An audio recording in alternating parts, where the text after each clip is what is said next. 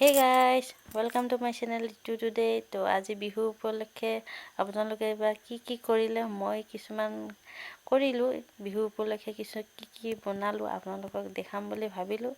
তো তাকেই ভিডিঅ'টো দেখাম, তো চাই থাকিব মোৰ ভিডিঅ'টো। আৰু ভিডিঅ'বোৰ যদি ভাল লাগে প্লিজ লাইক কমেণ্ট আৰু প্লিজ ছাবস্ক্ৰাইব কৰি দিব মোৰ চেনেলটো। আশা কৰোঁ আপোনালোকে কৰিব। তো মই বনাই আছোঁ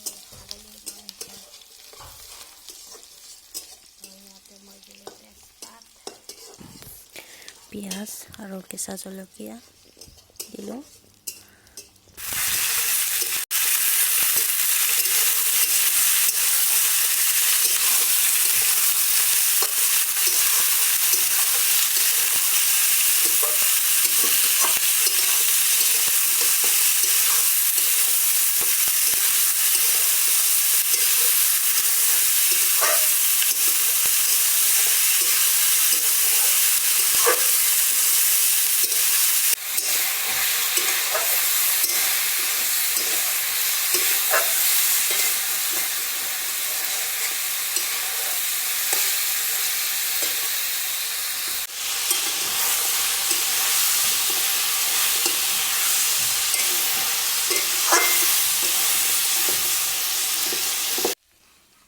ইমান ধুনীয়া কালাৰ হৈছে চাওকচোন।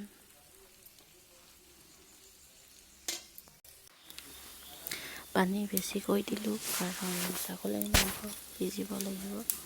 তো সিজাই আছোঁ। মোৰ মাংস হৈ গ'ল, চাওকচোন কি ধুনীয়া হৈছে। তো আজি বনাম মই চিম্পুল খানা দুপৰীয়াৰ আহাৰৰ বাবে। তো মই লৈছোঁ এয়া কি বা কয় আপোনালোকে ডাঠা শাক, ইয়াৰে ঠাৰিবোৰো দিছোঁ, ঠাৰিবোৰ খাবলৈ ভাল।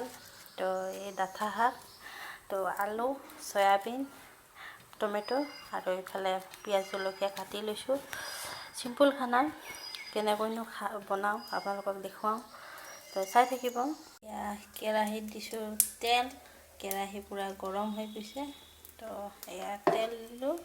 তো অলপ সময় গৰম হোৱাৰ পাছত তেলখিনি গৰম হৈ গ'ল। এতিয়া দিম মই পিঁয়াজ আৰু জলকীয়াখিনি।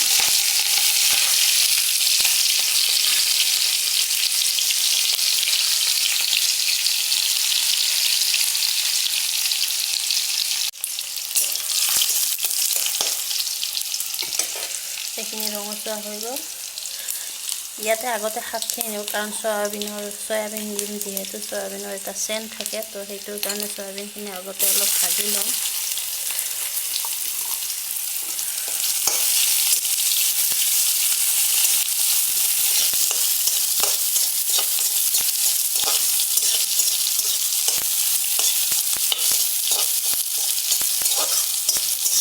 মই দিম শাকখিনি।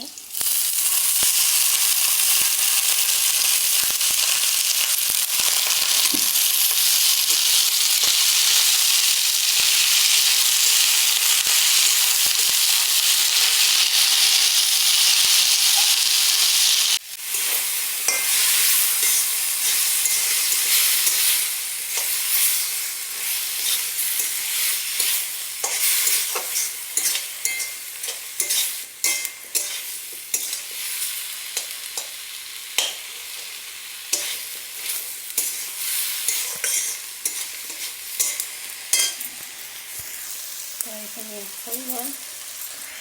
এতিয়া দিম মই, এতিয়া মছলাখিনি ভাজি হৈ গ'ল, একেবাৰে আদা নহৰু চেণ্ট ওলাইছে। তো এতিয়া ভাজা হৈ গ'ল।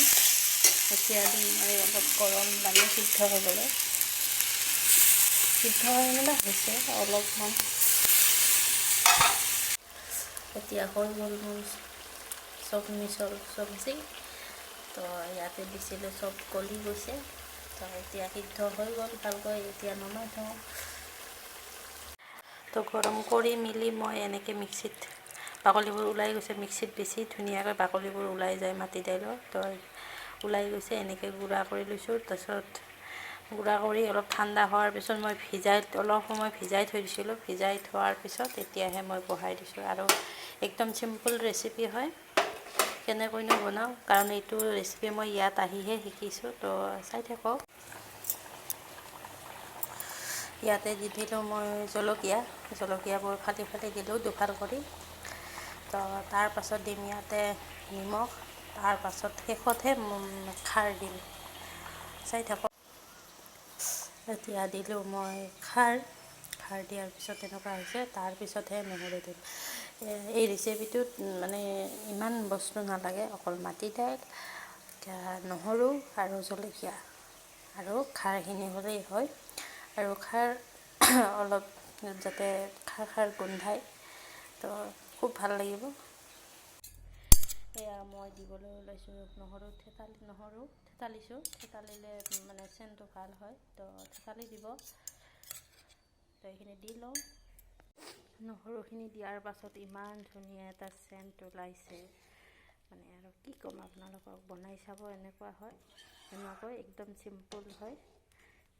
তো থেতালি কিনে দিয়াৰ পাছত ইমান ধুনীয়া চেণ্ট ওলাইছে একেবাৰে। তো এনেকৈ খাই চাবচোন, কেনে পায় মোক জনাব।